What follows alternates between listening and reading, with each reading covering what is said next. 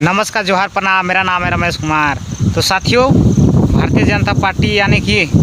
हमारे देश में तो भारतीय जनता पार्टी यानी बीजेपी का सरकार चल रहा है। और जहाँ जहाँ भी बीजेपी का सरकार है वहाँ किसी तरह के लोगों के साथ में अन्याय हो, उनके साथ में किस तरह का अत्याचार किया जाए, लेकिन उससे भारतीय जनता पार्टी के नेता का कोई भी मतलब नहीं रहता है। और जिस भी राज्य में गैर भाजपा का शासन है उस राज्य में भारतीय जनता पार्टी के नेता सभी राज्य के मुख्यमंत्री उनका पीछे लग जाते हैं और उनको करने नीचा दिखाने का कोशिश करते हैं और जनता लोगों के बीच में इस तरह का भ्रम फैलाने का कोशिश करते हैं कि यहाँ का शासन प्रशासन और यहाँ का मुख्यमंत्री जनता को किस तरह से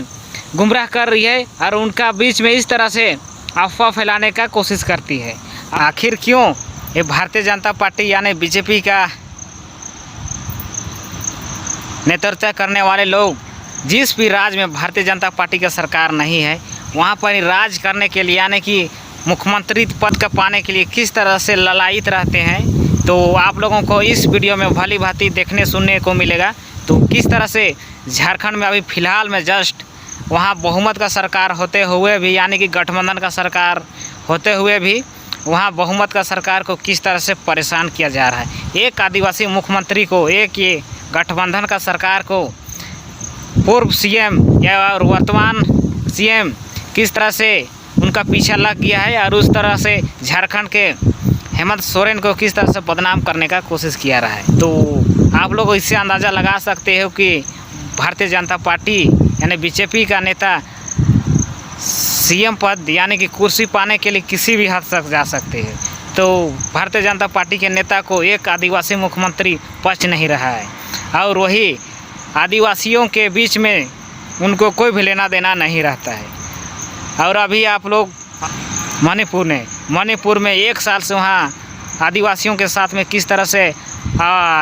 अत्याचार हो रहा है वो तो उनको दिखाई नहीं देगा और वहाँ बीजेपी का ही शासन है, लेकिन वहाँ पर एक शब्द भारतीय जनता पार्टी का नेता नहीं बोलेगा। और लेकिन एक आदिवासी मुख्यमंत्री बन गया है, उसके पीछे में 1 दर्जन से आधा दर्जन से 1 दर्जन मुख्यमंत्री उसका पीछे लग गया है कि इस मुख्यमंत्री को किस तरह से गद्दी से हटाया जाए। लेकिन गठबंधन का सरकार इतना मजबूत है कि वहाँ 6 से 7 मुख्यमंत्री उनका पीछा करने के बावजूद भी वहाँ का जनता ने किस तरह से वहाँ उनको बहुमत का आंकड़ा दिया है और वही आंकड़ा के बदौलत वहाँ का मजबूती के साथ में सरकार चला रहा है। तो आप लोगों को गिनाना चाहता हूँ कि झारखंड के सीएम के पीछे कितना मुख्यमंत्री पड़े हुए हैं, जो कि वर्तमान का मुख्यमंत्री सीधे आप चले जाइए असम का सीएम जो कि हिमंता बिस्वा शर्मा, जो कि झारखंड में बार बार अभी आ रहा है और झारखंड का विधान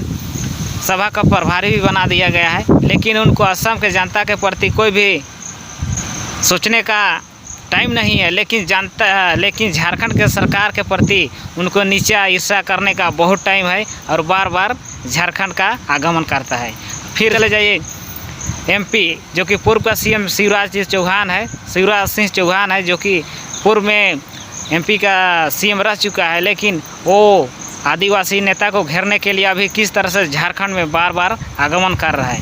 और आप लोग चले जाइए झारखंड में जो कि झारखंड का ही पूर्व सीएम बाबूलाल मरांडी है, जो कि अभी बीजेपी में चला गया है। अभी किस तरह से हेमंत सोरेन यानी कि गठबंधन का सरकार को नीचा दिखाने और घेरने का कोशिश कर रहा है। फिर भारतीय जनता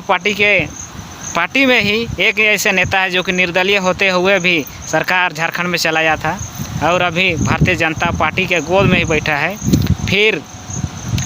पूर्व सीएम रघुवर दास, जो कि अभी तो उड़ीसा का राज्यपाल बना दिया गया है, लेकिन अभी तक वो भारतीय जनता पार्टी के पक्ष में ही कार्य करते हैं। फिर आप फिलहाल का जबकि 1 से 1.5 महीना के अंतराल में झारखंड में एक नए सीएम के तौर पर बनाया गया था, जो कि चंपई सोरेन का नाम से जाना जाता था, वो भी अभी भारतीय जनता पार्टी के गोद में चला गया। तो आप लोग अंदाज़ा लगा सकते हो कि एक गठबंधन एक आदिवासी नेता के पीछे किस तरह से भारतीय जनता पार्टी पीछे लग जाते हैं और किस तरह से उनको सीएम पद से हटाने का कोशिश करता है। तो आप लोग इसी से अंदाज़ा लगा सकते हो तो दोस्तों हमारा ये छोटा सा न्यू अपडेट कैसा क्या लगा कमेंट में ज़रूर लिखिए। तो ठीक है, और एक नेक्स्ट वीडियो मिलते हैं, तब तक के लिए नमस्कार।